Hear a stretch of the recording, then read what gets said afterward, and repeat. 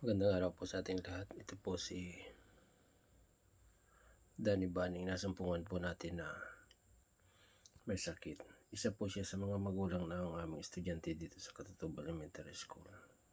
Ayon po sa kanya ay 2 linggo na o mahigit na po siyang may sakit.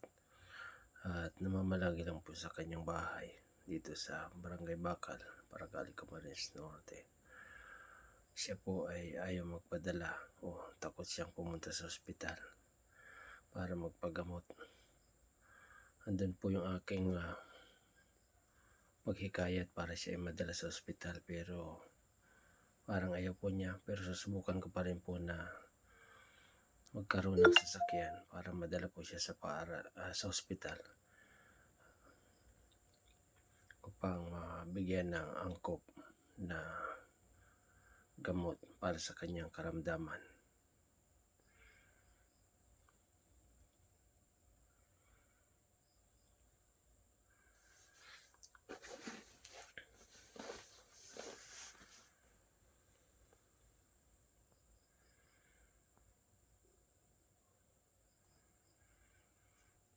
Yan po, talagang nakaupo po siya, nangingimi ang kanyang paa. Halos hindi po siya makalakad ng malayo, at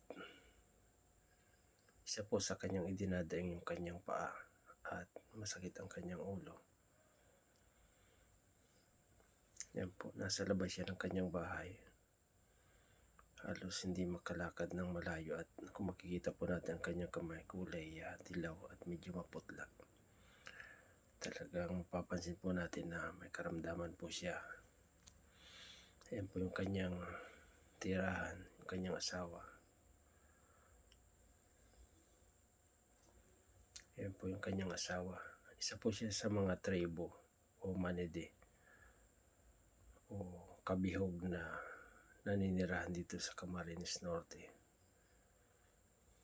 Ayan po yung kanyang tirahan. At ito naman po yung aming estudyante na nasumpungan rin po nating may sakit.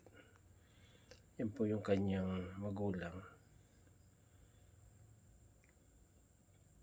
Estudyante rin po namin sila sa Katutubo Elementary School.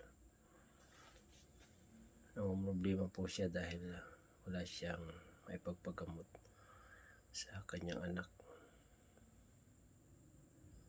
Yan po, sana po ay mahikayat ko po na madala sa ospital si Kuya Danny Baning para po sa kanyang paggaling ng kanyang karamdaman.